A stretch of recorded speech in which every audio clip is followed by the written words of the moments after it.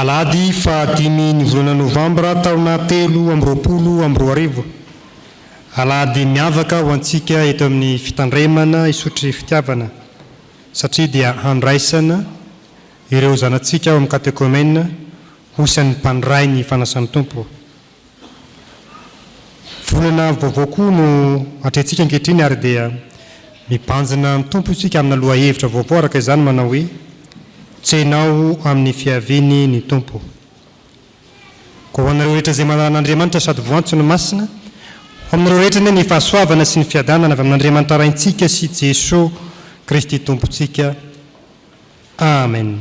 Aoka hitsangana ny fiangonana andeha hidera sy hanome voninahitran'Andriamanitra isika amin'ny fiarana mamaky ny salamo 520 ka hatramin'ny fahaenina.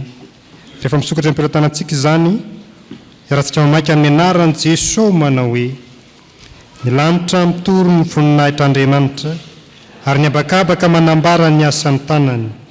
Ny andro samy miteny amin'ny andro mandimby azy ary ny alina samy manolo-pahalalana amin'ny alina mandimby azy. Tsy misy teny na fiteny anefa, tsy re izay feony, efa hivoaka ho any amin'ny tany rehetra ny famolaina, ary ny teniny dia miahatra amin'ny faran'izao rehetra izao.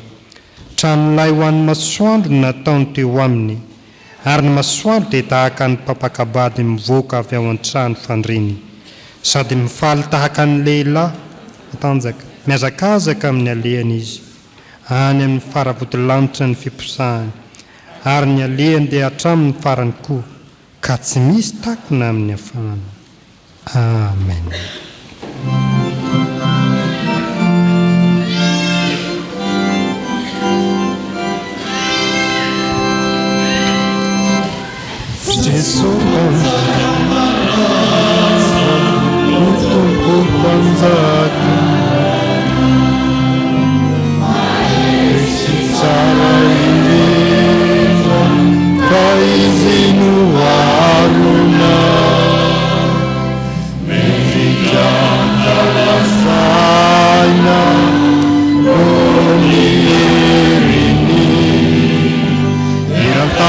Silani chakura Yezua mandazani Ritumpu panzaka maerio Miyanyu Havimana kitu kuizar Fatumpu niyeritiyana Sini tuana Sitratini sana Nierina Nifiderana Zahidina Rasu Raza tulutrana Witi Rasu Iza Tukupanda yendi Anauzoretiza Nizarasi Tendriatani Piazzarasi Masu Indijani Utemraina Nifanarani Atululimu azimisata Faizidamifini Ritumpu panzakamaherio Bilanu Avimana kitu uizai Fatumpu niyeritiyana Sini tuana Sitratini sana Nierina Nifiderana Zahidina Rasu Iyaza tulujana Witi Rasu raiso iza Panzakatsitua Kalefa Bindrafu Tiranyirampu Iransana Tirainai Mandrakiza Ini Panungkuwa Kunzi Samini Ubiwe Haleluya Uaminiavu Fazi Sumutumpuna Ritumpu Panzakamba Erio Mianu Abimanai Kituku Izai Vatumpuni Eri Rengetiana Tinesimi Tinituana Citatini Saina Ierina Nifiderana Zaye Dinara Surasure Rasure Yadzatuluchana Mehira Surasu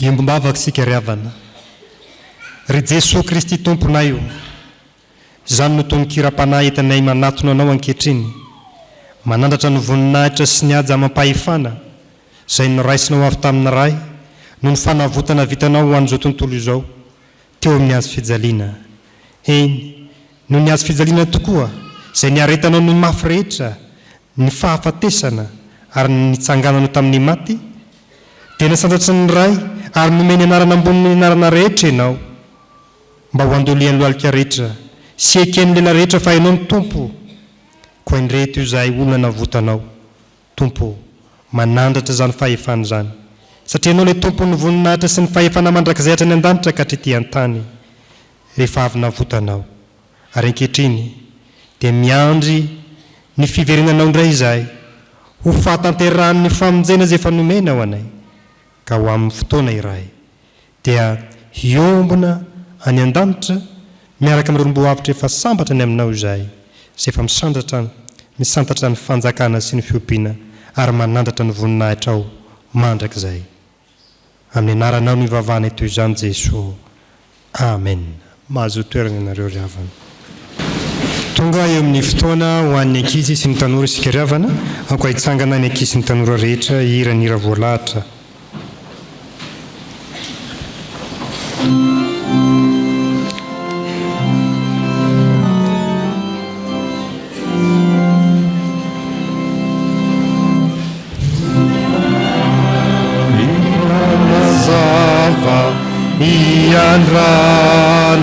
Nauzat Azai Lafatungava Tamini Fanaina Baufantratranazava Zailazani Tenina Aretu Lalatava Awapunia Funa.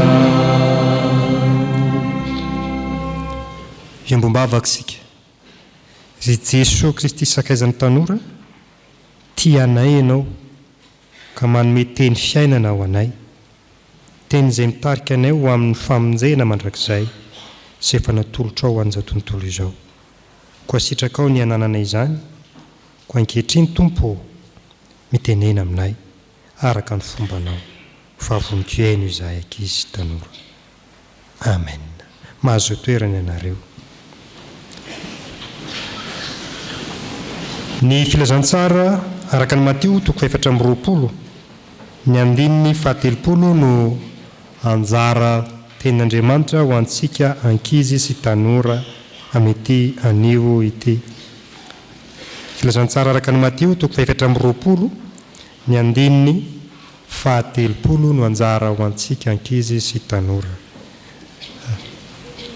Rehefa iarahantsika mahita izany dia ovakiko amin'ny anaran'i Jesosy manao hoe ary amin'izany andro izany dia hiseho amin'ny lanitra ny famantarana ny zanak'olona ka dia hitomany ny firenena rehetra ambonin'ny tany ary ahita ny zanak'olona avy amin'ny kery sy ny voninahitra lehibe eo amin'ny rao amin'ny lanitra izy. Ray masino manamasinana amin'ny fahamarinana ny teninao ny fahamarinana. Amen. Araka ny nambara teny am-piandohana dia mipanjina ny tompo amin'ny aloha hevitra vaovao sika manao hoe tsenao amin'ny fiavin'ny tompo, tsenao amin'ny fiavin'ny tompo. Ary mamaky ny toko 720 ray manontolo isika dia iresahan'i Jesosy zavatra marobe tsy maintsy hitranga mialohan'izany fiaviana izany. Ary ireo zavatra resahan'i Jesosy ireo dia zavatra mahatsiravina, mampiorokoditra, mampahatahotra. Fa ny fanontaniana mipetraka dia hoe fa maninona ary Jesosy no miteny an'izany? Na ahoana ary Jesosy no miteny an'ireo zavatra ireo? Ny valiny dia izao: tiany Jesosy ho tsara fiomanana amin'ny zavatra rehetra ny mpino. Tiany Jesosy ho tsara fiomanana amin'ny zavatra rehetra ny mpino azy, satria tampoka izany fiaviany Jesosy izany. Injiva dia tovolahy anankiray hatramin'ny fahazazany dia miankananka ampiteny baigo izy ny teny vahiny. Ndray vakansy izay, ndray fotoanany fialan-tsasatra dia nandeha nakany amin'ny tonton izy mba hanao fialan-tsasatra. Rehefa tonga tany izy, ny tonton rehefa maraina dia tsy maintsy irahana, tsy maintsy misotro kafe sy mofo, mihinana mofo izany. Dia rehefa niomana ary ny tonton andeha niraka azy dia efa fantatry ny tonton raha teo ny fahalemeny ka dia nampiomaniny tsara izy. Ka ny fomba nampiomaniny tonton azy dia nantsony izy: ranjiva, avisy efa ho irahana dia hividy kafe sy mofo. Dia nanatony izy: zao ary ny zavatra ho ataony sia izay lazaiko dia teneny miadana sy milamina. Dia hoy ny tonton: anaovy mofo sy kafe. Avereno izy ny tonton dia naveriny miadana tsara. Anaovy mofo sy kafe. Mety tsara ozy ny tonton dia nomeny tonton azy ny karafy sy ny vola hividianana. Dia lasa ny jiva. Ary rehefa nandeha ny jiva tonga teo amin'ny toerana mpivarotana mofo sy kafe dia naveriny indray ny teny izay nampitenena azy: anaovy mofo sy kafe. Dia sady natolony ny vola dia noraisiny mpivarotra. Dia ozy ilay mpivarotra hoe: asiana ronono sa atao tsotra ilay kafe?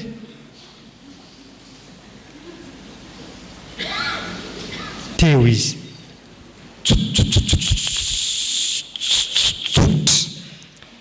sady ny voaramena izy satria tsy ny voavaly ny fanontaniana. Dia lasa izy niverina. Ho an'Andriamanitra irery ny voninahitra. Ho amintsika kosa mba ho tsara fiomanana fa tsy ho tahaka ny jiva ka ho very maina foana izay ezaka natao amin'ny fiavin'ny tompo. Amen. Ivavaka isika. Tompo, misaotra anao zahay ny amin'ny teninao izay mampianatra anay fa mila miomana tokoa izahay hitsenanao amin'ny fiavinao na ara-panahy na ara-tsaina eny na ara-batana azy satria tampoko izany tsy hainay dia tezao amin'ny alalan'ny fanehoana masina trany izay hibanjina ny fitiavana ho anay amin'ny anaranao Jesosy no ivavahanay toy izany. Amen.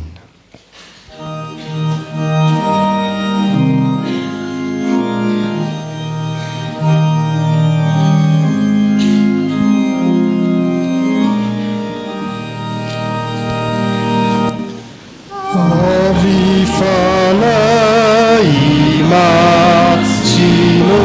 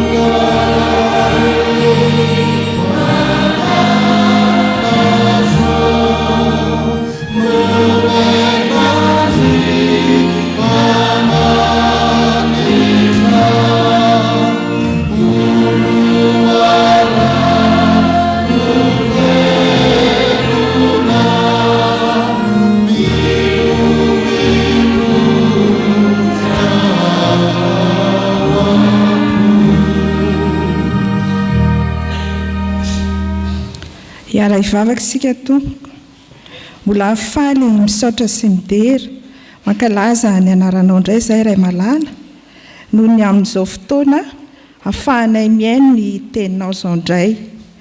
Iriana indrindra ny fanahy masinao, amenao anay tsirairay avy, ka ny hamaky ny teny mba tsy handiso, anendry ny lelan'ny mpanomponao amin'ny hafatra tianao ambary ianao, ary ny mpiaino mba handray toy ny voatsarana fafy tamin'ny tany lonaka mba hamobe eo amin'ny fiainana. Mba haizanay mitsenanao Jesosy Kristy Tompo amin'ny fiavianao. Dia amin'ny anaranao Jesosy no anaovanay ny vavakay. Amen.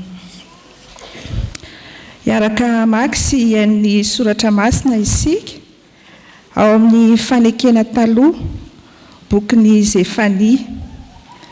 Zefania toko voalohany, 4:4 ka hatramin'ny 9:20. Rehefa hita dia hovakiana amin'ny anaran'ny Tompo. Efa hatombotra ny andro lehiben'i Jehovah, eny efa hatombotra sady mihafaingana indrindra. Inzay feon'ny andron'i Jehovah, ny lehilahy mahery dia mitomany mafy any. Andro fahatezerana izany andro izany, andro fahoriana sy fahalelovana, andro fandravana sy fanafoanana, andro maizina sy manjombona, andro mandraona sy maizim-pito, andro fahaveloman'ny anjomara sy ny akora, amelezana ny tanàna manda sy ny tilikambo avo eny amin'ny zorony. Ary ampahory ny olona aho, andehanany toy ny jamba, satria efa nanota tamin'i Jehovah izy. Ny rano dia hidina toy ny vovoka, ary ny nofiny ho toy ny zezika. Na ny volafotsiny na ny volamenany dia samy tsy havonjy azy amin'ny andro fahatezeran'i Jehovah, fa ho levon'ny afon'ny fahasaro-piarony ny tany rehetra, fa fahafonganana, eny fahafonganana tampoka tokoa no ataony amin'ny mponina amin'ny tany.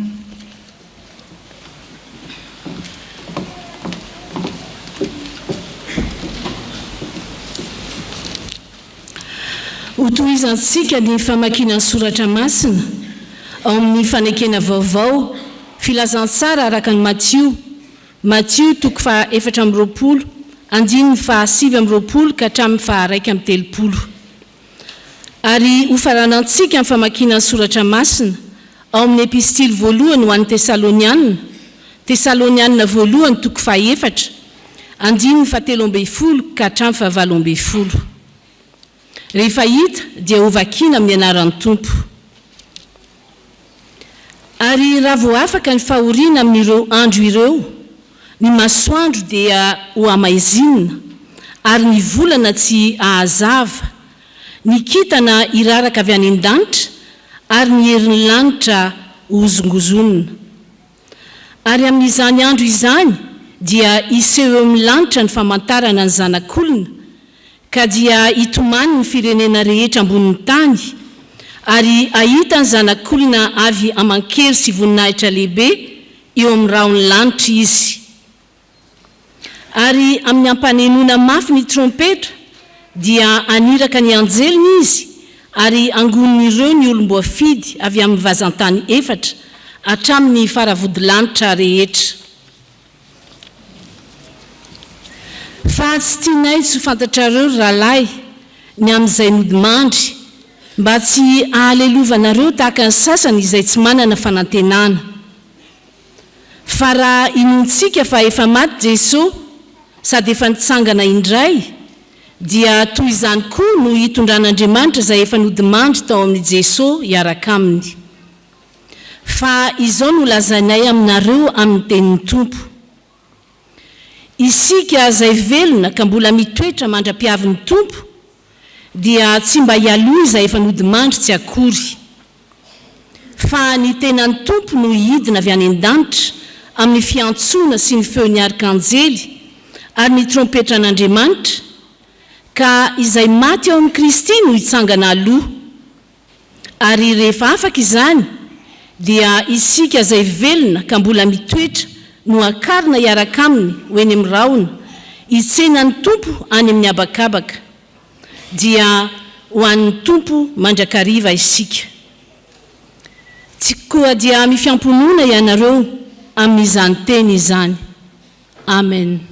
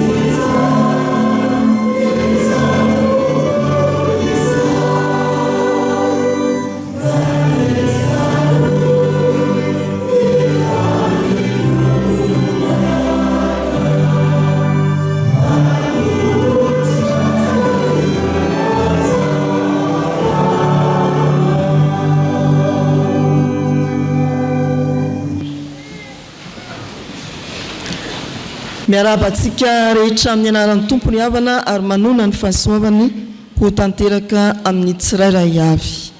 Ny fiadanan'ny Tompo ho amin'ny reto katekomenina ho raisina mpandray mamarana ny andian'ny fitiavana.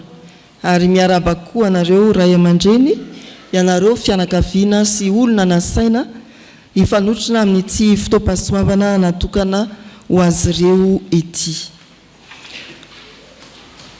Tsenao amin'ny fiaviany ny tompo, ary amin'ireo perikopa izay novakiana tamintsika dia ny Matio 4:20 andininy 2:30 no iarahantsika amin'ity afatr'Andriamanitra ity. Matio 4:20 ny andininy 2:30. Vakina amin'ny anaran'ny tompo zany ry havana manao hoe: ary amin'ny ampaninoana mafy ny trompetra dia niraka ny anjeliny izy, ary angonin'ireo ny olom-boafidy avy amin'ny vazan-tany 4 hatramin'ny faravodilanitra rehetra. Ny fiavian'ny tompo araka ny soratra masina ao amin'ny Baiboly dia misy anankiroa. Ny voalohany dia fiaviana hamonjy izay tsarovantsika isaky ny Krismasy. Efa nitrangy iny faminaniana tanteraka. Jesoa mpamonjy tonga nofo iaramonina amintsika. Fa ny fiaviany faharoa dia fiaviana hitsara. Efa ambaran'ny soratra masina ombenombeny ary lazaina sy ampianarin'ny tompo tantarainy lavabe ato amin'ny Matio 4:20 hitantsika koa amin'ny filazantsara araka ny Marka 7:20 ary lazain'ny Luka ao amin'ny 2:20. Zany hoe tena nataon'ny tompo ho zava-dehibe ny fanambarana ilay fiaviany fanondroany. Tsy hamonjy intsony fa hitsara.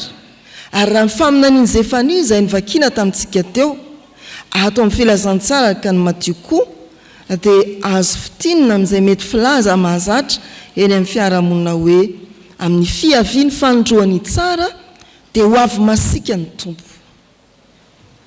Lehilahy mahery hitomany hoy ny faminaniany Zefania.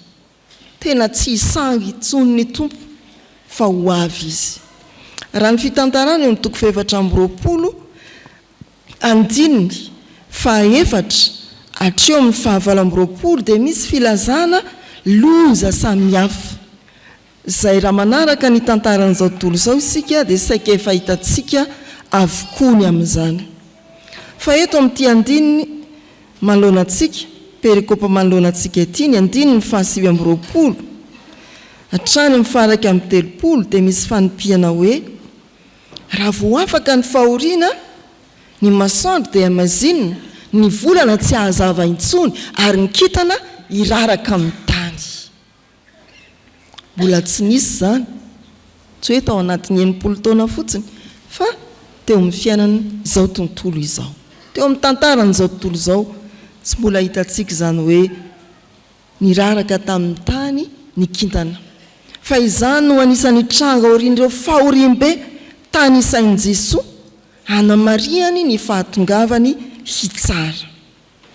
Mety ahatana ny saintsika zany, saingy isariana ny saintsika manokana, lay andininy 2:30 ao anatin'ny fiavian'ny tompo dia mbola misy tsirim-panantenana azo anararaotana ny famonjen'Andriamanitra. Amin'ny fiavian'ny tompo dia mbola misy tsirim-panantenana azo anararaotana ny fotoam-pamonjena. Hoy ny andininy 2:30 ary amin'ny ampaninoana mafy ny trompetra dia niraka ny anjeliny izy, ary anangona ireo olom-boafidiny avy amin'ny vazan-tany 4 hatramin'ny faravodilanitra rehetra. Lazaina ny hoe amin'ny fiavian'ny tompo hitsara izay tsy hisangy fa ho avy tena amin'ny fahasiahany sy ny fahatezerany, ny tompo dia mbola miantso ahafahana manararoatra ny fotoam-pamonjena.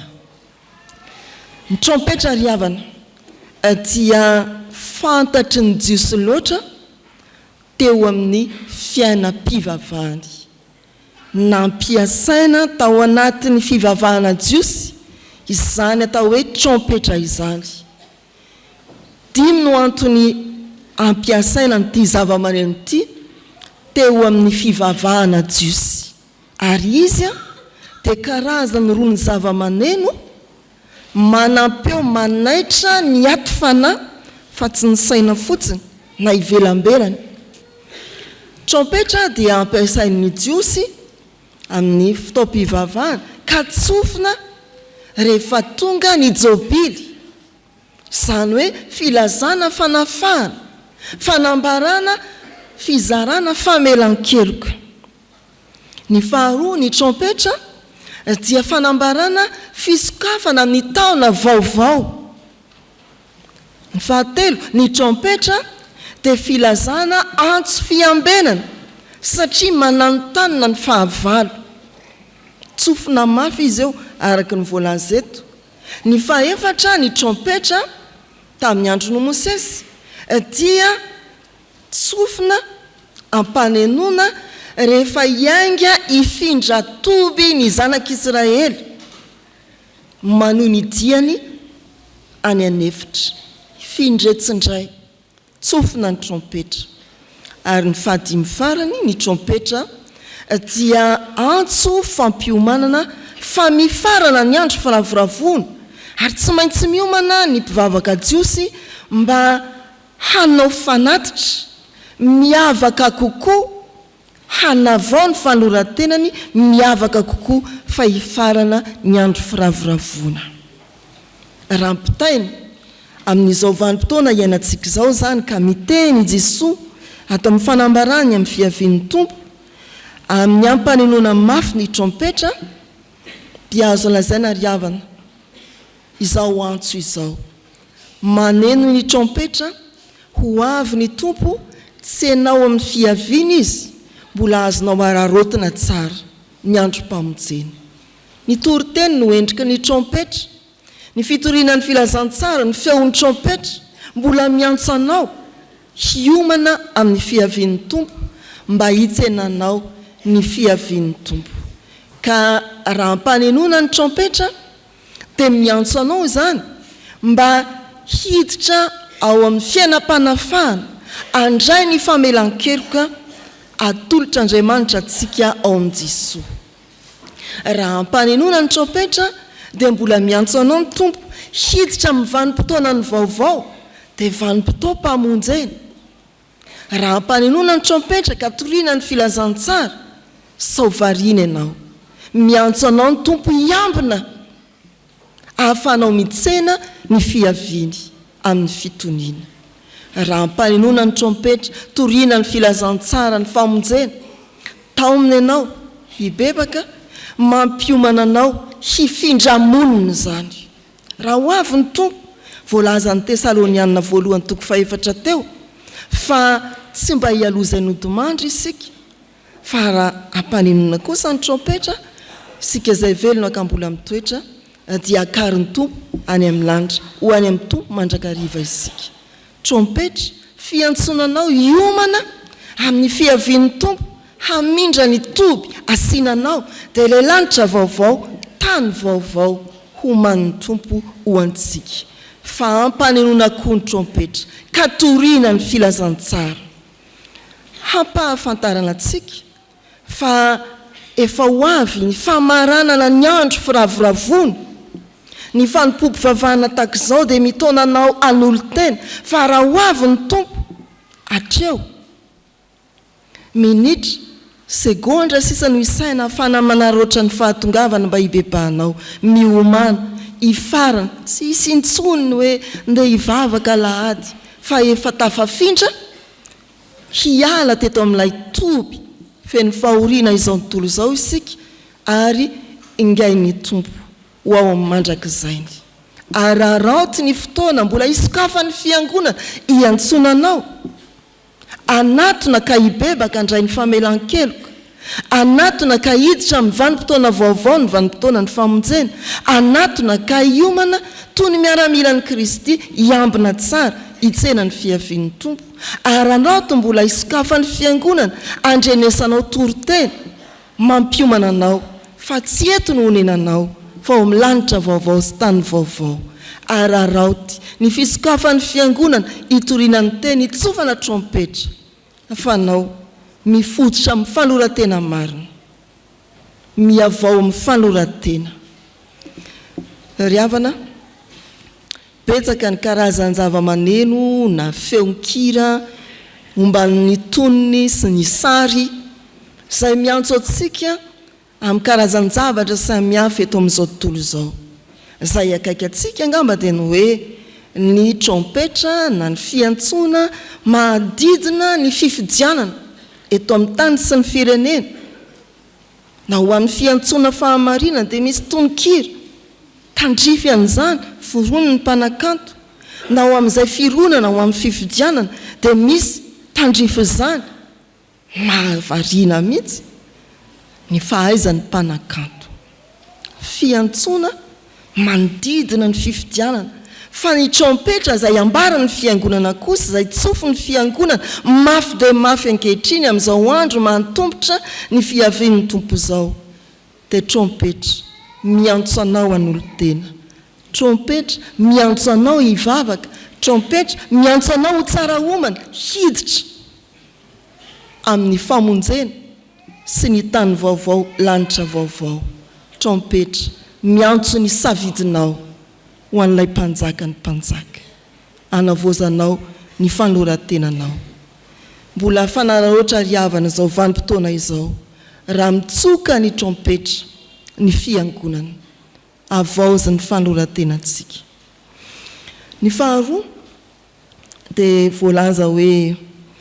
ampanenona ny trompetra dia niraka ny anjeliny ny tompo ary angonon'ireo ny olom-boafidy avy amin'ny vazatany efatra sy hatramin'ny faravodilanitra naiza ary na ny amin'ny faravodilanitra vavaratra ianao na atsimo ianao na andrefana ianao na atsinanina ianao dia ho jeren'Andriamanitra manokana rehefa namaly ny antsony ery amin'ny andininy faharoa amby roapolo dia fantaratra izany fitsinjovana manokan'izany Mateo 7:20 andininy faharoa amby roapolo dia misy teny mivaky toy izao manao hoe amin'ny anaran'i Jesosy ary raha tsy efa no afoezina izany andro izany dia tsy nisy nofo hovonjeny fa noho ny olom-boafidy dia ho afoezina izany andro izany ay amin'ny fiavian'ny tompo dia hisy fijerena manokana izay namaly ny antson'ny tompo ho avahan'ny tompo tsy ho very ianao fa angonina aniraka ny anjeliny izy anatanteraka izany ho jerena manokana ny olom-boafidy fiantsoana manavaka teo ny dia ny daolobe fa izao indray antsoina ny olom-boafidy angonina ny olom-boafidy dia manondro indrindra antsika kristianina izany riavana antsika izay efa tena nanaiky any Jesosy Kristy ho tompo sy mpamonjy hay amin'ny andro hiavian'ny tompo dia ho avahana isika ho amasinina isika atokana isika ho jerena izay mety sy mahamety ny fiainantsika tsy ritinao ve zany efa eritreretinao ve zany ndrao angovotra fotsiny ianao hay raha ho avy ny farany izany dia iraraka ny kitana eny iraraka tokoa ny kitana fa ianao arovan'Andriamanitra amin'izay mety hafanana aterany arovan'Andriamanitra amin'izay loza ateraka izany hoe tsisy masoandro manazava tsisy volana afaka anazava iraraka ny kitana azonao antsaina ve ny tompontsoan'izany atao hoe kristianina olom-boafidin'Andriamanitra ho avy ny loza fa ianao voarakotra eo ambany elatr'Andriamanitra ianao angoniny anjelin'Andriamanitra tsy ho very ianao indraindray tokoa isika riavana dia tsy mihevitra ny hoe aona tokoa moa izany fiavian'ny tompo fanindroan'izany fa variana miodikodina eto amin'izao tontolo izao isika tsy eritreretintsika mihitsy fa hay ny tompo mampahafantatra sy manorotsorotra ny amin'izany fiaviany fanindroan'izany tsara ny miomana ary miomana tsara mba ho isan'izay angony ny anjelin'Andriamanitra ianao ary ho voaro amin'ny loza mamparikoditra sy mampitepitepy samihafa.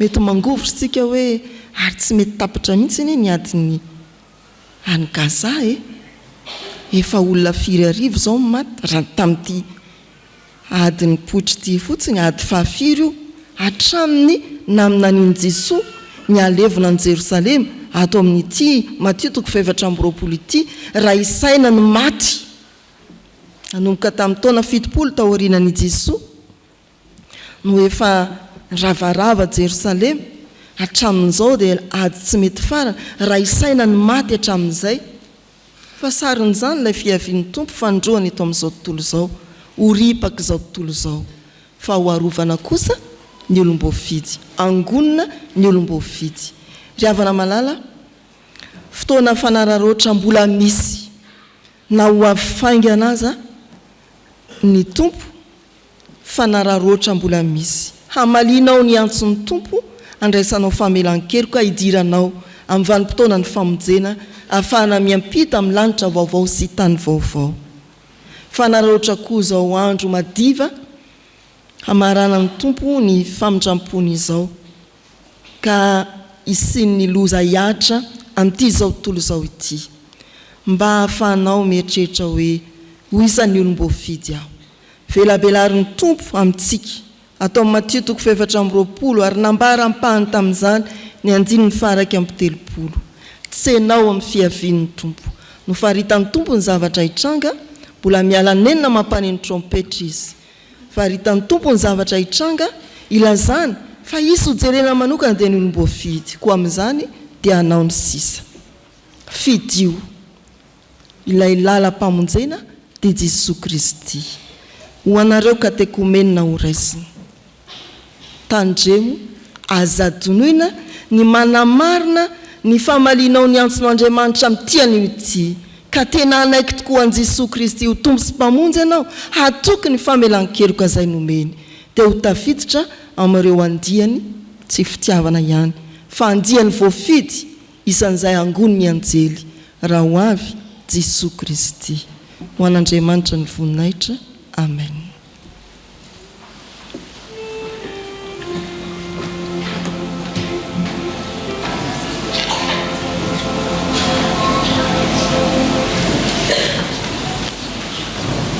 Hivavaka sika ry havana ry Andriamanitry ny famindram-po Andriamanitra fitiavana ianao ry Andriamanitra tia dia tia anay ka namonjy anay tamin'ny alalan'i Jesosy Kristy misaotra ny amin'ny teninao izay nampilazainao ny mpanompovavinao fa tia dia tia anay tokoa ianao ka miala nenina aminay amin'ny alalan'ireo trompetra izay aseho amin'ny alalan'ny fitorenany filazantsara ataon'ny mpanomponao tsara indrindra ny fiangonana tompo miala nenina tokoa ianao ka miantso anay mba ho amin'ny fibebahana marina ho amin'ny fanoloran-tena marina hiomananay amin'ny fiavianao tianay ianao ka mampaneny trompetra ary havahanao raha teo ny olom-boafidy mba tsy ho tratran'ireo loza sy fahorona matsiravina mba ho amasinao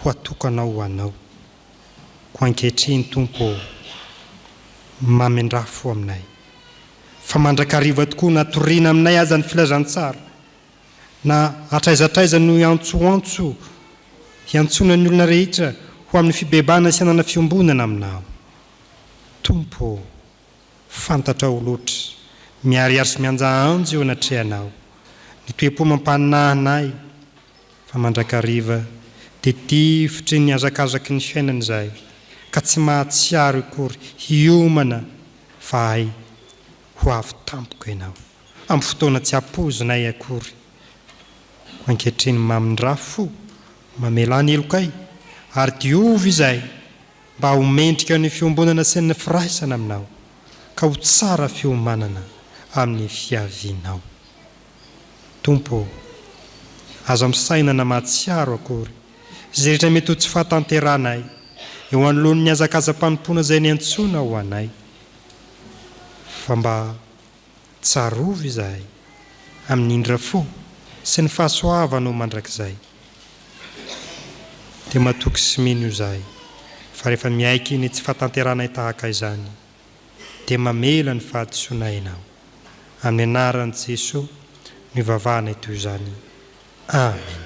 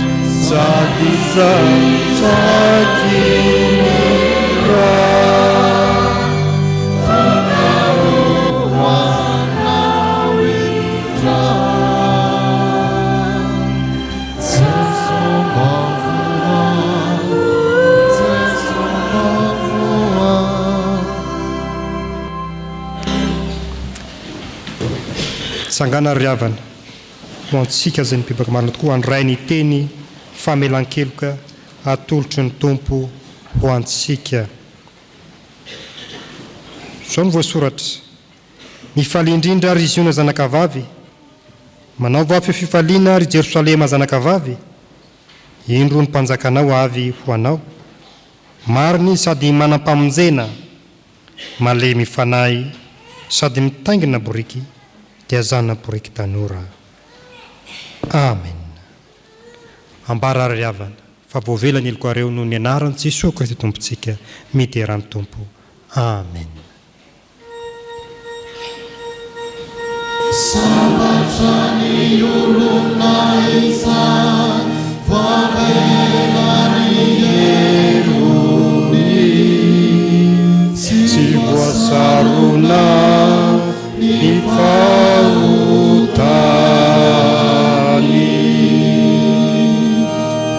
Sambatra ny olona izany tsy etsany Jehova keloka, ary tsy misy fitaka mifanahy.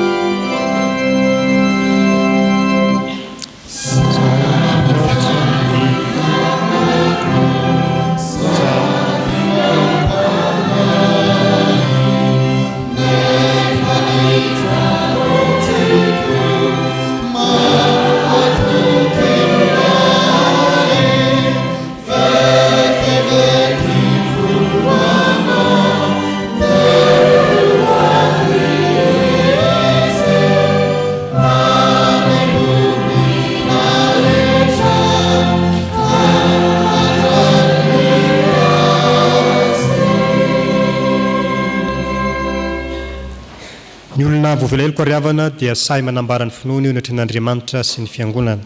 Ko andesika io mpamampanay anambara ny finoantsika amin'ny alalan'ny fanekam-pinoana apôstôlika izay raisantsika amin'ny fiangonana sy ny kristianina manerana izao tontolo izao, manao hoe: mino an'Andriamanitra ray tsy tom-panao lanitra sy ny tany aho, ary mino an'i Jesosy Kristy zanalahy tokana tompontsika, izay nitorotorona tamin'ny fanahy masina, nateraky Maria Verjiny, nijalana napoky Pônsy Pilato, nohombona tamin'ny hazo fijaliana, maty ka naleviny, nidina tany amin'ny fiainantsity, nitsangana tamin'ny maty tamin'ny andro fahatelo, niakatra ho any an-danitra, nipetraka eo ankavanan'Andriamanitra raitsy to avy any ny avy ny tsara ny velona sy ny maty mino ny fanahy masina aho ny fiangonana masina manerana izao tontolo izao ny fiombonan'ny olona masina ny fahamelan-keloka ny fitsanganany tena ny maty ary ny fiainana mandrakizay amen. Azo toerana ravana. Tonga eo amin'ny fotoana ny asa vavolombelona isika ny havana. Izao dia iroso amin'ny fandraisana ho fandrefana samy tompo ireo katekomena andiany fitiavana izy. Hira fanato faharoa andimy voana.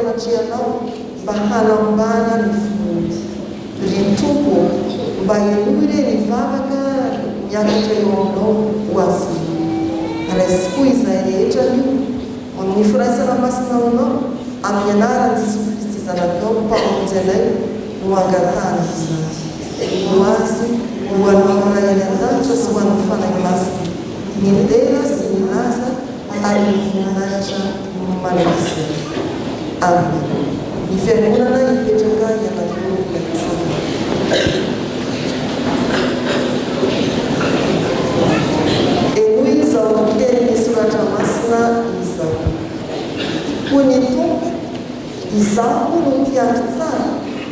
Ny mpiandry tsara manolotra ny ainy amonjy-monitra.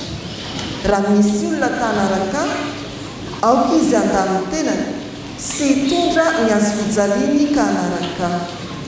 Fa na iza na izy ny tamonjy ny ainy dia avery azy, ary na iza no avery ny ainy no miampo dia azo izany.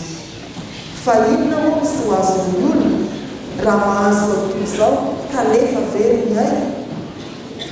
Ary inona no omeny olona ho takalo ny ainy? Fa na iza no manao sitrapon'iraiky izay ary an-danitra dia izy no rahalany sy anabaviko ary reny. Ary amin'izany nazovo no anaika eo anatrehan'ny olona dia hitety kosa izy eo anatrehana raiky izay ary an-danitra. Ary nazovo no andaha eo anatrehan'ny olona dia ho lavo kosa izy eo anatrehan'ny raiky izay any an-danitra. Ankehitriny ary mangataka anareo izahay mba hamaly ny fanekena ilain'ny fiangonana amin'izay rehetra teo izay. Ianareo fa mino an'Andriamanitra mpaharantsika sady raitsika any an-danitra izay tiantsika ka naromean'i Jesosy Kristy zananay tokana ny maty sy nitsangana tamin'ny maty ny fahamonjenantsika. Mino an'i Jesosy Kristy zanany izay manome famelan-keloka sy fiainany mandrakizay ho an'ny mpanota rehetra mibebaka ka manaiky azy ho tompo sy mpamonjy va ianareo. Moa ianareo va manaiky ho an'ny tenanareo ny faneken'ny batisa izay nandraisanareo ny fanomezan'ny fanahy masina mba hizoranareo amin'ny lalan'ny fiainana kristianina ka ho tian'Andriamanitra sy hankatony sitrapony ary hatsiaro fa ny vavaka sy ny famakina ny baiboly ary ny famonjena fa ny mpivavahana sy ny fanasana masina dia adidy sady tombontsoany. Aoka renareo androso amin'ny fanambarana babe maso ny fonanareo sy ny fanekenareo ny tompo atrehan'ny reny vavolovolona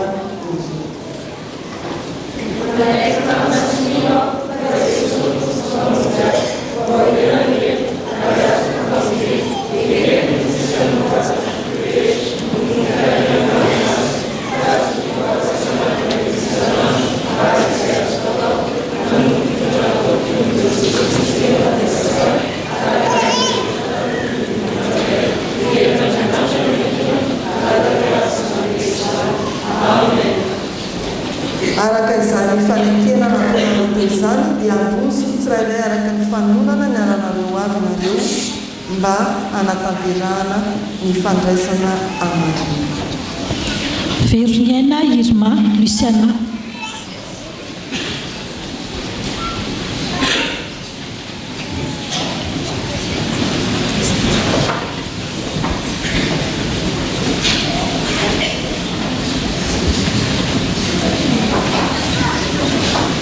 Izao no nitiavan'Andriamanitra izao tontolo izao nomeny ny zanany lahatokana mba tsy ho very izay rehetra mino azy fa hanana fiainana mandrakizay.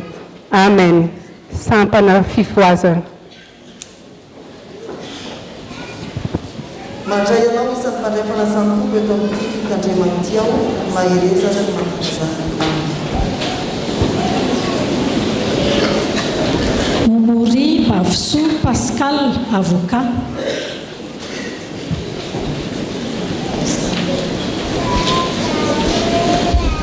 Mandray ianao isan'ny mpandray fanasan-tompo eto amin'ity fikandremana ity aho mahereza sy mampizana.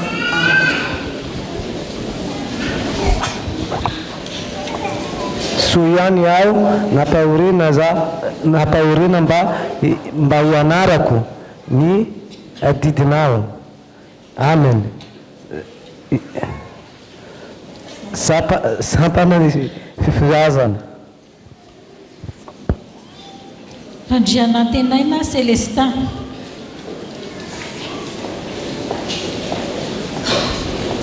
Mandray ianao isan'ny mpandray fanasan-tompo eto amin'ity fikandremana ity aho mahereza sy matanjana ny tompo mombanao aminy.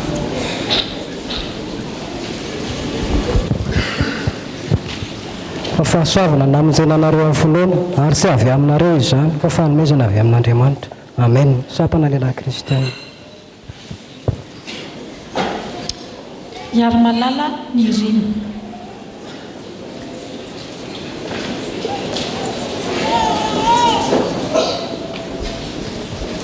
Noho izany fanekena nataonao tao izany dia amin'ny anaran'indray sy ny zanaka ny fanahy masina no tsofana ianao sy andraisana ianao ho isan'ny momba ny tenan'i Kristy ka andraisana ianao andray anasana ianao andray anjara miaraka aminay amin'ny fanasana.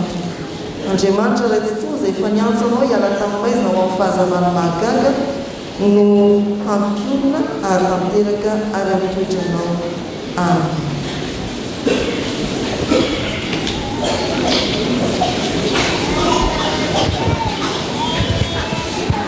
Fa tsaranao ny aina ny famindraponao ny molotra iteranao.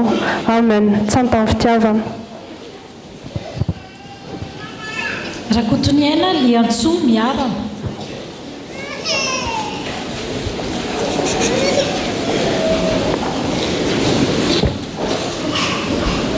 Noho izany fanekena nataonao tao izany dia amin'ny anaran'indray sy ny zanaka ary ny fanahy masina no tsofana ianao sy andraisana ianao ho isan'ny momba ny tenan'i Kristy ka anasana ianao andray anjara miaraka aminay amin'ny fanasana.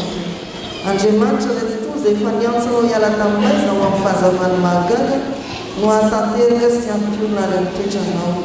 Amen.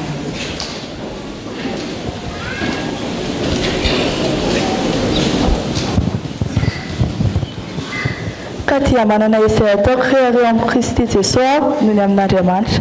Amen. Sampana tanora kristiana zandriny, sampana sekoly rahady. Raljaona miaratina ambintsoko.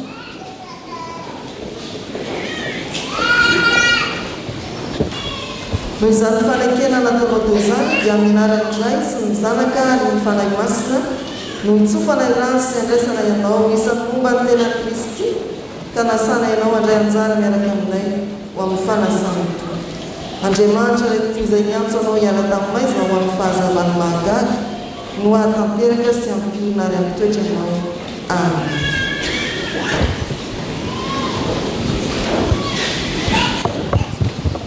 Apetrao amin'ny Jehovah ny entanao ary izy no hanohana anao. Amen. Sampana tanora kristiana zandriny, sampana sekoly alahady. Ramana Niré Larson Augustine Denisette Ravaka. Noho izany fanekena nataonao tao izany dia amin'ny anaran'indray sy ny zanaka ary ny fanahy masina no tsofana ianao sy andraisana ianao isan'ny momba ny tenan'i Kristy sady anasana ianao kokoa andray anjara amin'ny fanasana masina.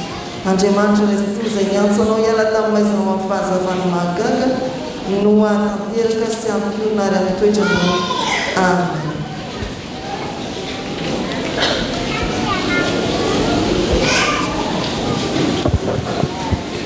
Efa andrasiko lohako mandrakizay ny teny vavolombelao satria fifalian'ny foko izany. Amen. Sampana sekoly alahady. Ramanimbola anjara kolony.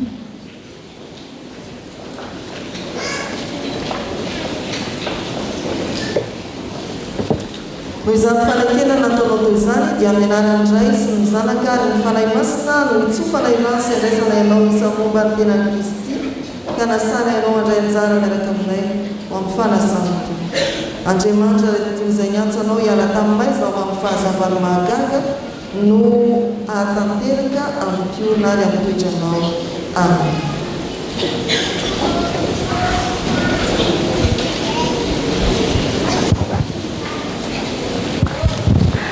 Fahatsara Jehovah mandrakizay ny famindrapony ary miatra amin'ny taranaka faramanjivo ny fahamarinany. Amen. Sampana sekoly alahady.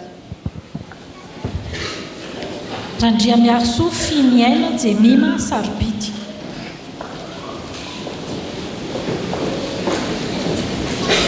Izany fanekena nataonao tao izany dia amin'ny anaran'indray sy ny zanaka ary ny fanahy masina no hitsofana ianao sy andraisana ianao ho isan'ny momba ny tenan'i Kristy ka anasana ianao kokoa andray anjara miaraka aminay amin'ny fanasana masina. Andriamanitra ray tsy toa izay efa niantso anao hiala tamin'maizina ho amin'ny fahazavany mahagaga no hatanteraka sy hampiorina ary amin'ny toetranao. Amen.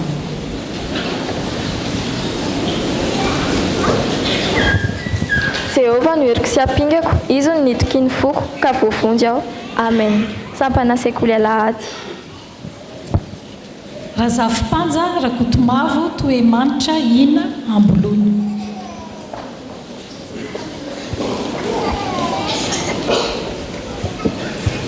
Noho izany fanekena nataonao teo izany dia amin'ny anaran'ny Ray sy ny Zanaka ary ny Fanahy Masina no itsofana sy andraisana ianao isan'ny momba ny tenan'i Kristy sady hanasana ianao handray anjara miaraka aminay amin'ny fanasana toy.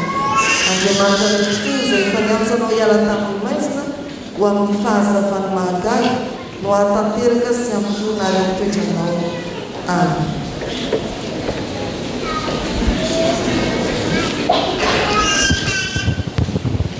Ahoy Jesoa taminy hainao hoe ny zavatra rehetra dia hainy mino. Amen. Sampana sekoly alahady. Razafindra zanaka Francia Lalatine.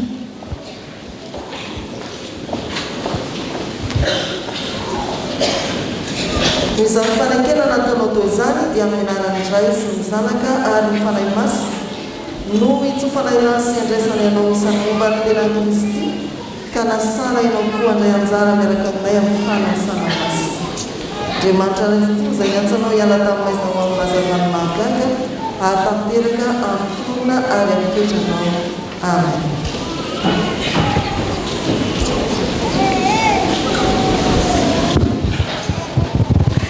Ary Andriamanitra ninitso mijery ny andro ny tsy fahalalana fa ankehitriny izy mandidy ny olona rehetra amin'izao tontolo izao hibebaka.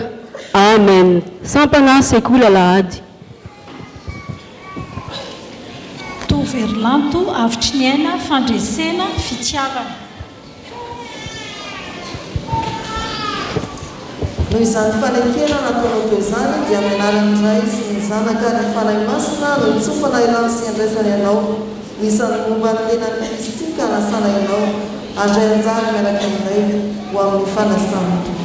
Andriamanitra Ray fitony izay efa niantsanao hiala tamin'ny maizina ho amin'ny fahazavany mahagaga no hahatanteraka ampiorina ary ampitoetranao.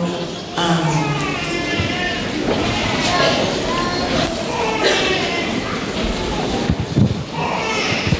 Fa ny fahasoavan'Andriamanitra natoy ahy. Amen. Sampana sekoly alahady. Hainaly mihoatra hery fitiavana fandresena.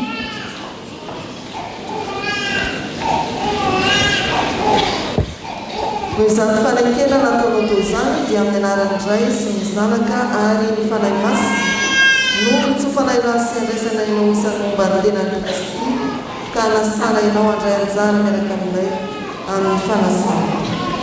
Andriamanitra Ray fitony izay niantsanao hiala tamin'ny maizina ho amin'ny fahazavany mahagaga ho hahatanteraka sy ampitona ary amitoetranao. Amen.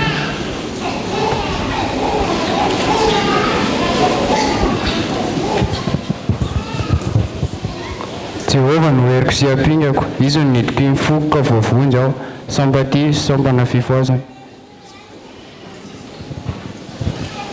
Andrianaja Stefano Tomi.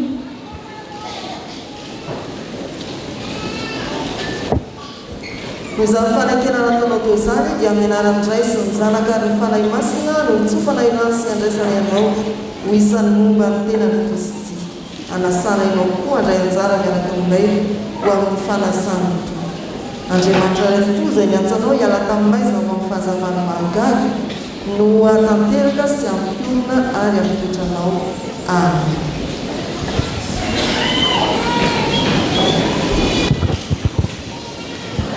Aza mahafoy asy fa iaho anao izy, tsy aho izy dia hitandrina anao. Amen. Sampana sekoly alahady. Andrianjaka Tiaray Omentso Fahombiazana. Noho izany fanekena nataonao teo izany dia amin'ny anaran'ny Ray sy ny Zanaka ary ny Fanahy Masina no itsofana sy andraisana ianao isan'ny momba ny tenan'i Kristy sady hanasana ianao koa handray anjara miaraka aminay ho amin'ny fanasana toy. Andriamanitra Ray fitony izay niantsanao hiala tamin'ny maizina ho amin'ny fahazavany mahagaga ho hahatanteraka sy ampiorina ary amitoetranao. Amen.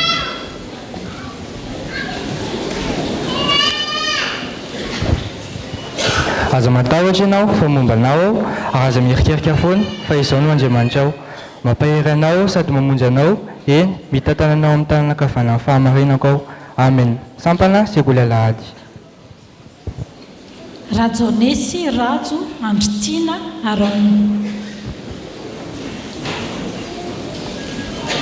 Noho izany fanekena nataonao tao izany dia amin'ny anaran'ny Dray sy ny Zanaka ary ny Fanahy Masina no hitsofana ilany sy andraisana ianao isan'ny momba ny tenan'i Kristy sady hanasana ianao andray anjara miaraka aminay ho amin'ny fanasana toy.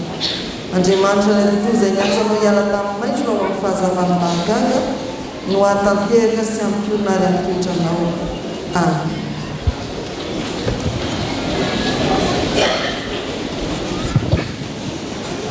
Fa ny fahasoavan'Andriamanitra natoy izao ahy ary tsy foana ny fahasoavana tampoko. Amen. Sampana sekoly alahady. Rakoto malala fity andray.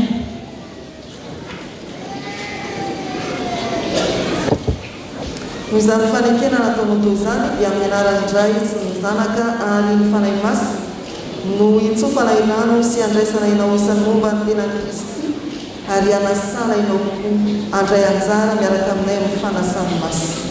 Andriamanitra iray tontolo izay niantsanao hiala tamin'ny maizina ho amin'ny fahazavany mahagaga no hatanteraka sy ampiorina ary amin'ny toetranao. Amen.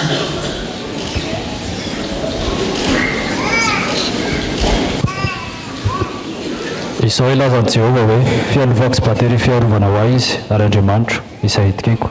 Amen. Sampana sekoly alahady. Rakoto nandrasana Eric.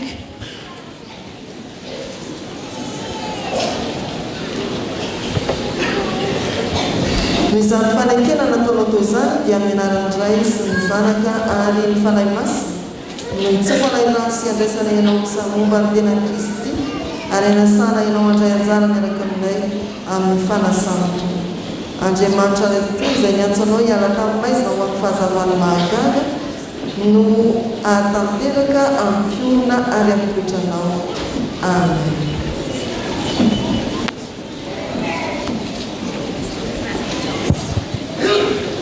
Tandremo ny rarina ary manaova ny marina. Amen. Sampana sekoly alahady. Rakoto ny aina sitraka ny aina.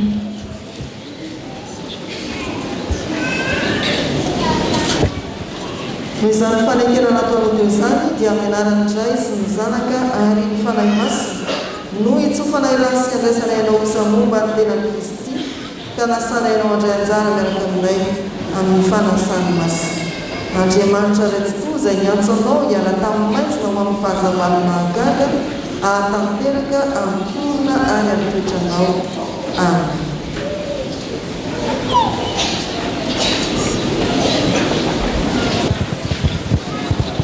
Fa izay manantona an'Andriamanitra dia tsy maintsy mino fa misy sady mpamaly soa izay mazoto mitady azy. Amen. Sampana tanora kristianina sandrany. Sampana sekoly alahady. Rajaona Mano fitahiana.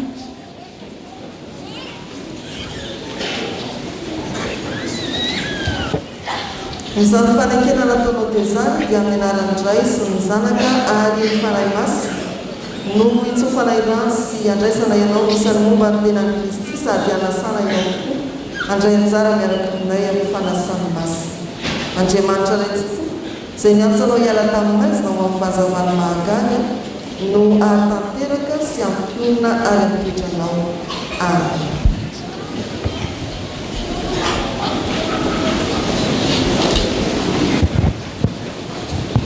Miantso an Jehovah izay mendrika ho derainao ka dia vonjena ho amin'ny fahavaloko. Amen. Sampana tanora kristianina zandriny sy sampana sekoly alahady. Ramanuelson Dona Joary fitiavana. Noho izany fanekena nataonao teo izany dia amin'ny anaran'ny Dray sy ny Zanaka ary ny Fanahy Masina no hitsofana ilany sy andraisana ianao isan'ny momba ny tenan'i Kristy ka hanasana ianao andray anjara miaraka aminay ny fanasany masina. Andriamanitra iray tontolo izay niantsanao hiala tamin'ny maizina ho amin'ny fahazavany mahagaga no hatanteraka sy ampiorina ary amin'ny toetranao. Amen.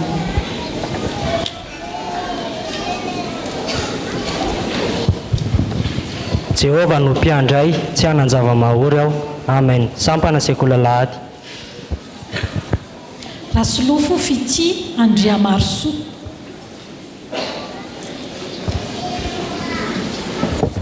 Izany fanekena nataonao teo izany dia amenarandray sy ny zanaka ary ny fanahy masy no hitsofana ireo sy andraisana ianao isan'ny momba ny tenan'i Kristy sady hanasana ianao koa handray anjara miaraka aminay amin'ny fanasany masy. Andriamanitra raitsitoa izay efa niantso anao hiala tamin'ny maizina ho amin'ny fahazavana mahagaga no hatanteraka sy ampiorina ary ampitoetranao. Amen.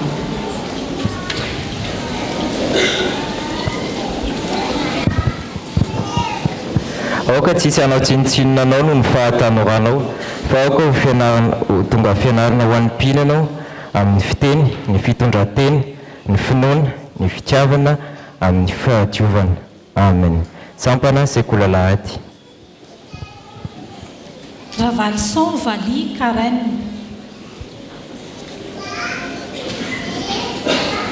Izany fanekena nataonao teo izany dia amenarandray sy ny zanaka ary ny fanahy masy no hitsofana ianao sy andraisana ianao isan'ny momba ny tenan'i Kristy sady hanasara ianao koa miaraka aminay amin'ny fanasana masy.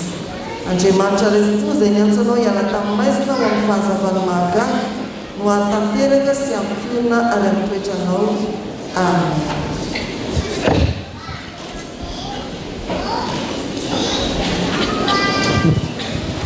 Matoky an Jehova amin'ny fonao rehetra fa aza miankina amin'ny fahalalanao, manike azy amin'ny alehanao rehetra fa izy andamin'ny alalanao. Amen. Sampana sekola lahady. Ravonson Amboara Andraina Steven.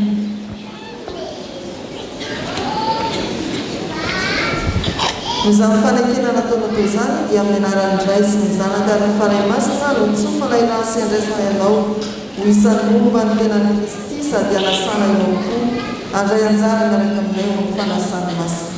Andriamanitra raitsitoa izay niantso anao hiala tamin'ny maizina ho amin'ny fahazavana mahagaga no hatanteraka sy ampiorina ary ampitoetranao. Amen.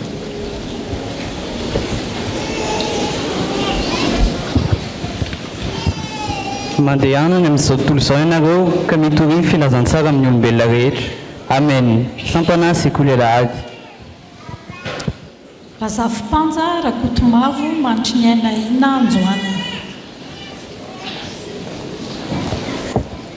Izany fanekena nataonao teo izany dia amenarandray sy ny zanaka ary ny fanahy masy no hitsofana ianao sy andraisana ianao isan'ny momba ny tenan'i Kristy hanasana ianao koa handray anjara miaraka aminay amin'ny fanasana. Andriamanitra raitsitoa izay niantso anao hiala tamin'ny maizina ho amin'ny fahazavana mahagaga no hatanteraka ampiorina ary ampitoetranao. Amen.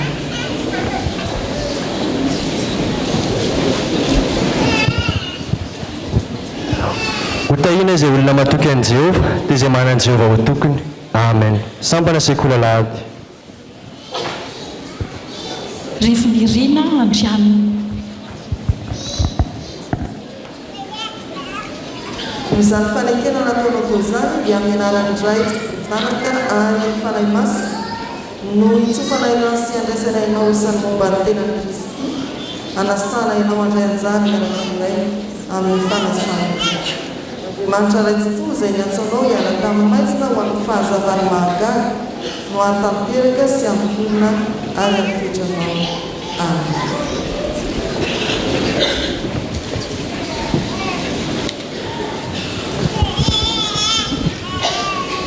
Ankehitriny dia fantatro fa lehibe Jehova ary mihoatra noho ny Andriamanitra rehetra. Amen. Sampana sekola lahady.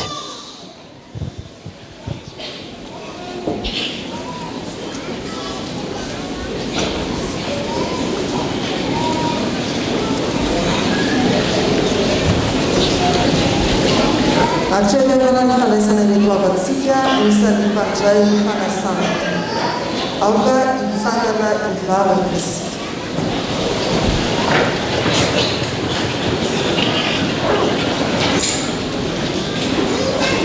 Tompo Andriamanitra, misaotra anao izay no ity ora nomenao iainanay eto anatrehanao ity.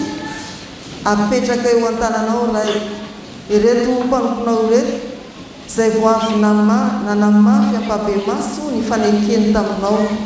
Ianao ry Andriamanitra ray io no niantso azy ko namaly zany antsonao izany izy da io ny fanapahan-kely netoetra amin'ny fahatokinanao ka mba omeo azy nyery aharetany amin'izany noho ny fanainao masina ianao ihany moaka anomana azy anatona ny latabatrao masina sy ampiditra azy amin'ny firaisana amin'ny zanakao ataovy marina ny fibebahana matanjaka ny finoana tsy azozonizonina ny fanantenany ary mahery ny fitiavany aoka hifikitra mafy amin'ny marina izay mahavonjy izy ka hiasa lalandava mba hitombony amin'ny fahalalana izany ary isehoany amin'ny kely mandrakariva eo anatrehan'izao tontolo izao ho vavolombelo na amin'ny teny na amin'ny asa mivavaka aminao izahay tompo mba ho eo anay rehetra koa ny androso hatrany eo amin'ny fiainana kristiana mibanjana fanjakanao mandrakizay efa nampanatenainao ho an'ny zanakao eno izahay indray ny famotram-po fa amin'ny anaran'i Jesosy Kristy zanakao manananao mpamonjy anay noentinay mivavaka aminao amen. Petraka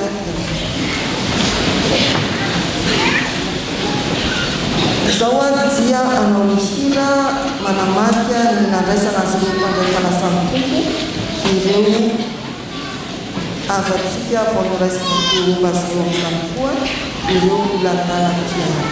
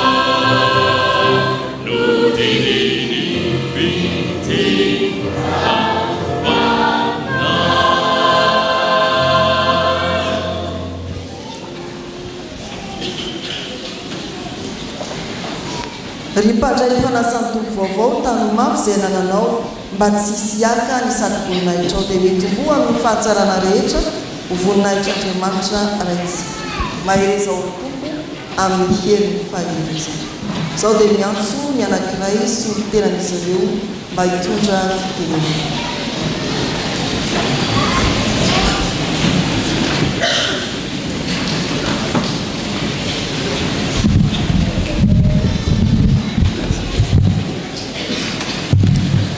lehibe sy mahatalanza ny asanao tompo andriamanitra tsy to marina mahitsy sy marina lalanao ry mpanjaka mandrakizay apokalipsy 2:10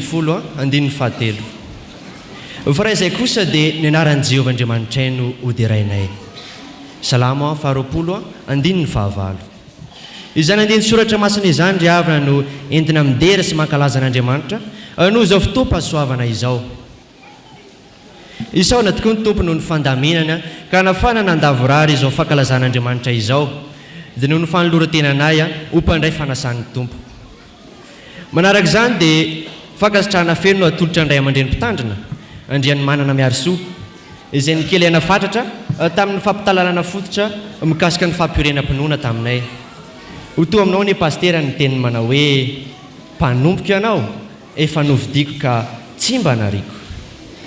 Eo ihany koa ny mpitandrina mpanampy ny fandimby izay ny fanometanana tamin'ny ray aman-dreny mpitandrina teo amin'ny fanontosana ny fampianarana.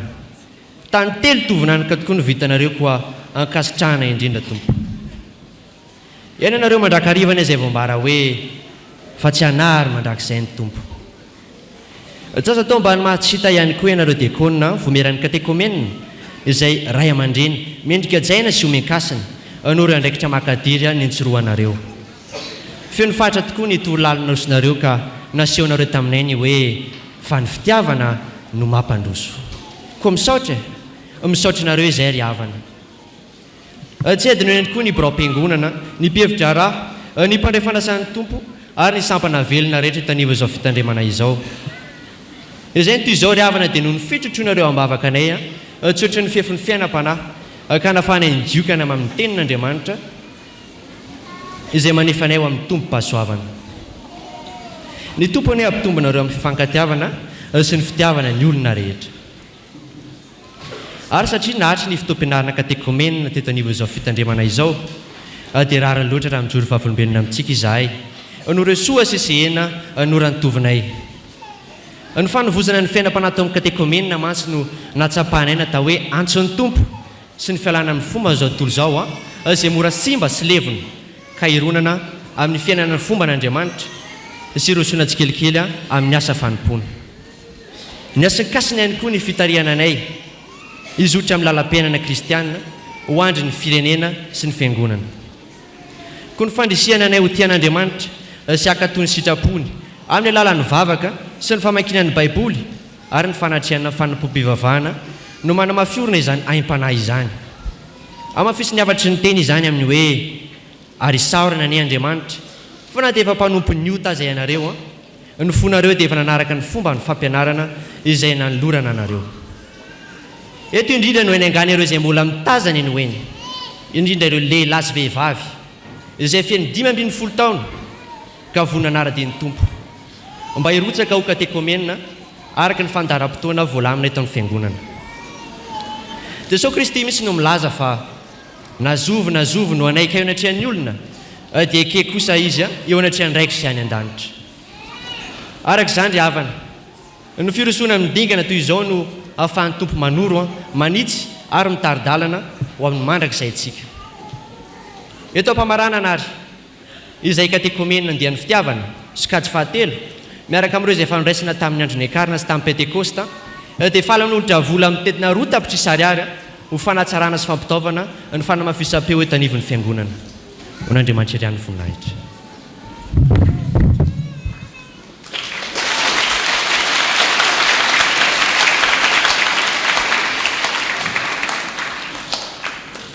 Resorantsika ry havan'Andriamanitra no izay rehetra vita ikolokoloana ny fanorantenandreto zanaky ny fiangonana ary zanaky ny isa-tokantrano avy. Faly mahita nareo izay ny fijoroanareo ho vavolombelona, faliko nandre ny fanomezan-toky izay notononareo tao amin'ny fanekena ary mbola natitra anterinareo tamin'ny teny izay nampitondraina ny solo-tenanareo. Enganeo ho voatahiry mandrakizay ao amin'ny tompo sy ny fanjakany ianareo. Dia raisiny ampitiavany sampifaliana ny fanomezana hoentimanana ny fanamafisam-peo sy ny kojakoja rehetra manodidina an'izany eto amin'ny fiangonana mba ho tena trompetra ny filazantsara izay toriana hitona olona maro anatona ny tompo. hitsena ny fiaviany. Dia misaotra ry havana ho an'Andriamanitra ny voninahitra manatra misaorana nyreo voamerany katekomena izay angatahana mba hitsangana fa ny asa ny vita dia ireo mihitsy ny tena tanana akavisy akavanany mpitandrina. Misaotra ry havana tompo hamaly fitianareo. Hivavaka sika ry havana. Andriamanitro rainay ianao noho ny amin'i Jesosy Kristy tomponay. Eny zanakao izahay ka dia avelanao hitanila eto ampototry ny azo fijalian'i Jesosy. Mba hitondra aminao Andriamanitra ny etahitam-ponay ny fanarinay eny izay rehetra mitambesatra aminay koa aza. Misaotra fa ianao ilay Andriamanitra mihaino vavaka ary mino izay fa na mbola tsy mangataka akory aza dia efa azonay izay rehetra irinay. Ankehitriny dia mahatsiaro eto anatrehanao izahay ny firenenay. Ianao Andriamanitra ny fiadanana, Andriamanitra ny fandriampahalemana, Andriamanitra ny fampihavanana. Taon'i Jesosy Kristy no nampihavanana anay taminao. Koa jereo ny firenenay. Aza vela isy fisaratsarana Tompo mba ho iray ihany tokoa ny izy rehetra. Ka mampanalavirinao ny fifandirana sy ny adala rehetra mba hiainan'ny malagasy amin'ny fandriampahalemana sy ny fiadanana. Koa ny fitiavanao Andriamanitra ny hitoetra ho am-pony malagasy rehetra mba hahaizany mifankaty na ny mpitondra na ny entana. Ary matoky sy mino izahay fa ianao Tompo no hitondra hevitra araka ny teninao manao hoe izao mahalala ny hevitra hiveranareo dia hevitra hitondra fiadanana fatsiloza. Koa izany hevitra ao zany no tianay ho tanteraka eo anoloan'izao toe-java misy iainan'ny firenena malagasy izao. Mivavaka izahay ho an'ny fiangonana dia ny hefitsika manomboka amin'ny mpiandraikitra foibe sy ny mpiandraikitra foibe na laika na mpitandrana.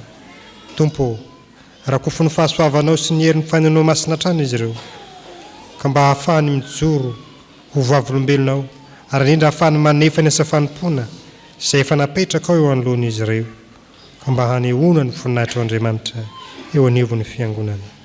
Mivavaka izay ho an'ny mpitandrina rehetra manomboka amin'ny mpiandraikitra foibe sy ireo mpitandrina rehetra mielipatrana manerana an'izao tontolo izao indrindra eto n'ity Madagasikara ity.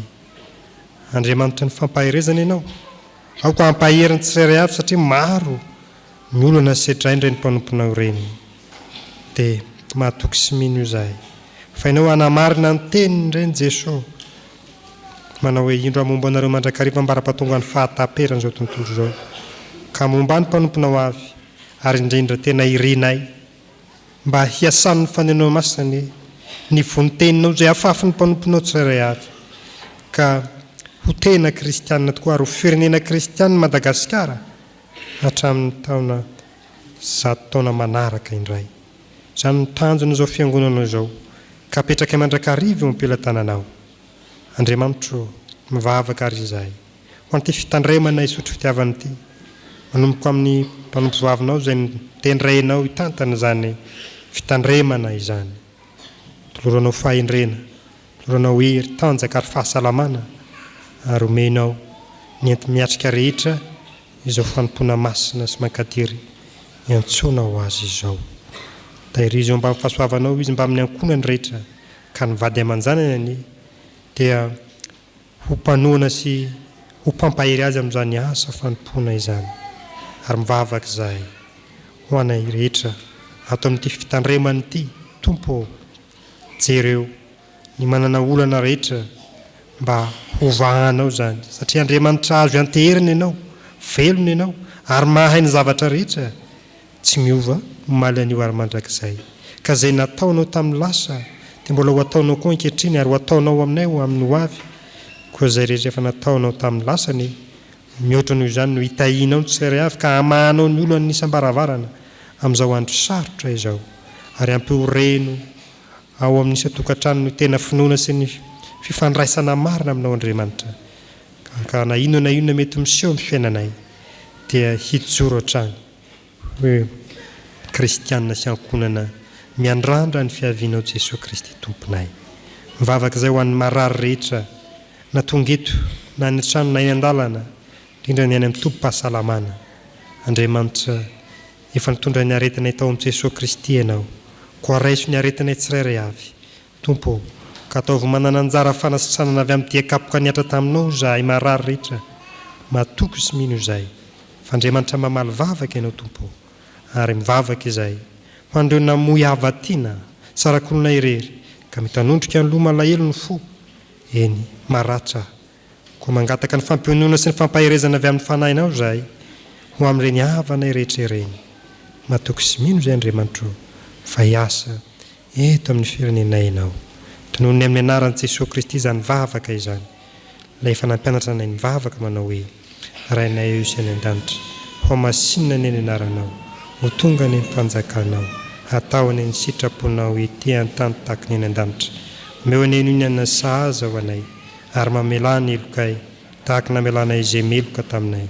Raha za mitondra anay amin'ny fankapana, fa manafahanay amin'ny ratsy, hanao ny fanjakana sy ny hery, ary ny voninahitra mandrakizay. Amen.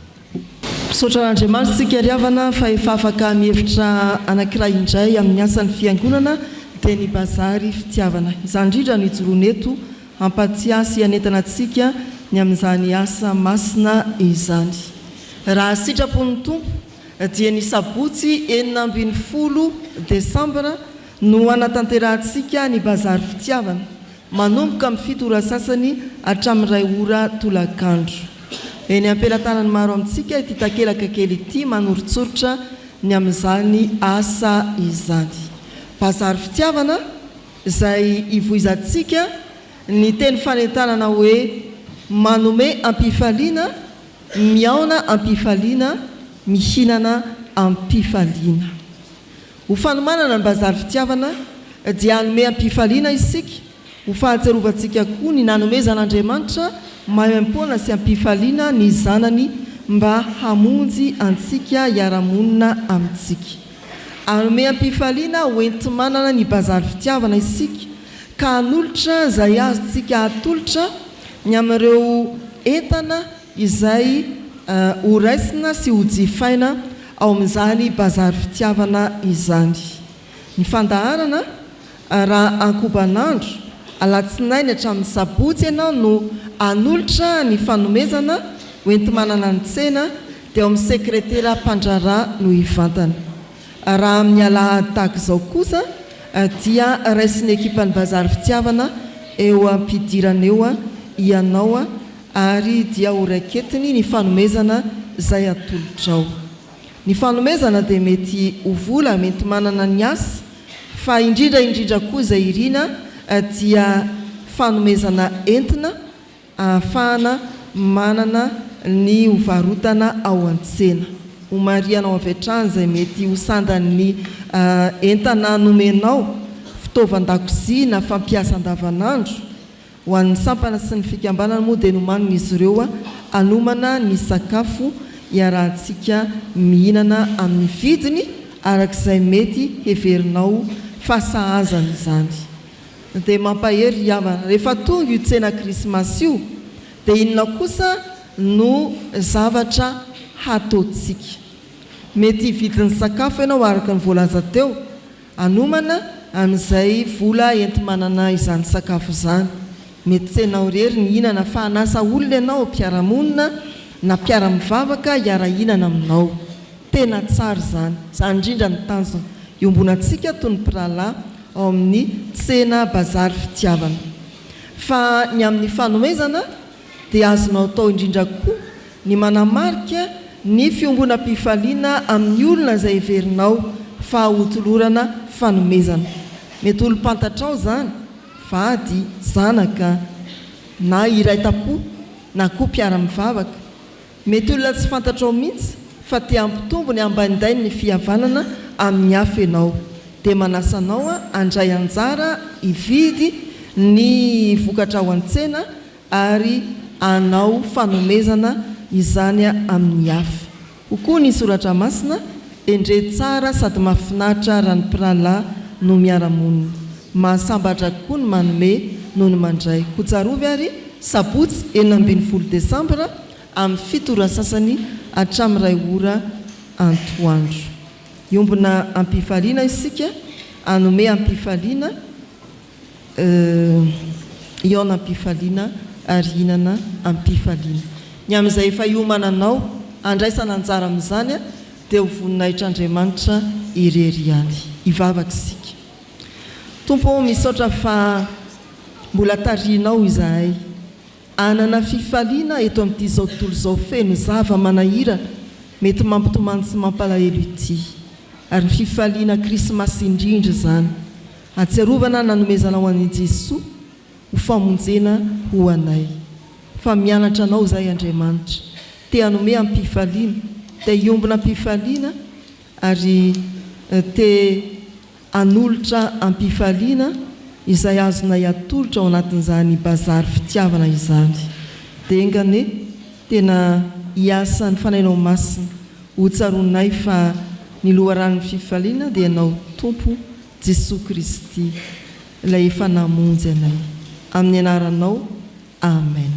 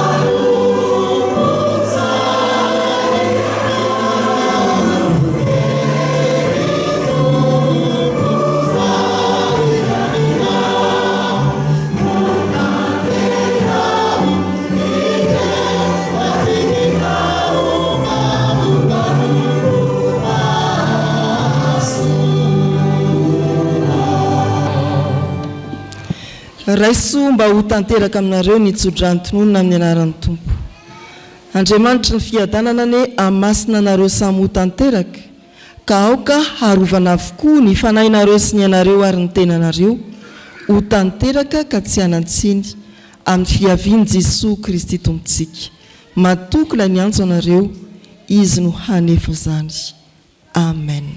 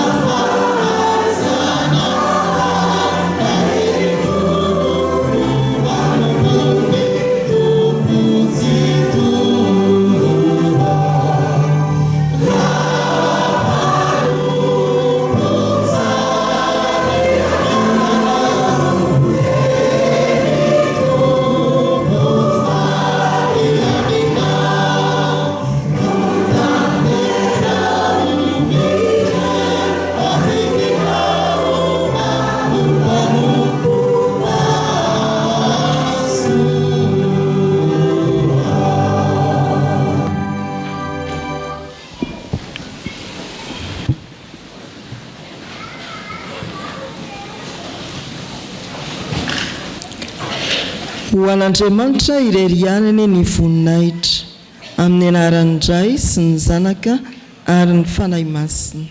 Amen.